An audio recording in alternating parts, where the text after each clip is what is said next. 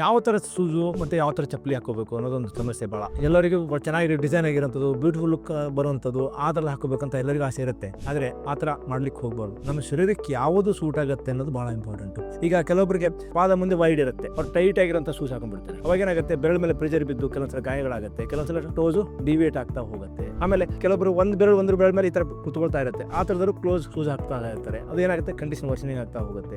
ಹಾಗೆ ಕೆಲವರಿಗೆ flat foot ಇರುತ್ತೆ, ಆ ಥರದವರು ಫ್ಲಾಟ್ ಆಗಿರೋಂಥ ಶೂಸ್ ಹಾಕ್ತಾ ಇರ್ತಾರೆ. ಹೀಗೆ ನಮಗೆ ಯಾವುದು ಸೂಟ್ ಆಗುತ್ತೆ, ನಮಗೆ ಯಾವ್ದು ಕಂಫರ್ಟಬಲ್ ಇದೆ ಅನ್ನೋದನ್ನ ನಾವು ನೋಡ್ಕೊಂಡು ಇದನ್ನ ಸೆಲೆಕ್ಟ್ ಮಾಡ್ಕೋಬೇಕು. ಈಗ ಎಲ್ಲರಿಗೂ ಸಾಮಾನ್ಯವಾಗಿ ಹೇಳೋದಂದ್ರೆ ಮುಂದೆ ತುಂಬಾ ಟೈಟ್ ಆಗಿರೋಂಥ ಶೂಸ್ ಹಾಕಬಾರ್ದು, ಹೀಲ್ಸ್ ಜಾಸ್ತಿ ಇರಬಾರ್ದು, ಆಮೇಲೆ ತುಂಬಾ ಫ್ಲಾಟ್ ಇರುವಂತ ಶೂಸ್ ಚಪ್ಪಲಿ ಹಾಕಬಾರ್ದು. ಫ್ಲಾಟ್ ಅಂದ್ರೆ ಆರ್ ಸಪೋರ್ಟ್ ಎಲ್ಲರಿಗೂ ಇದ್ರೆ ಒಳ್ಳೇದು.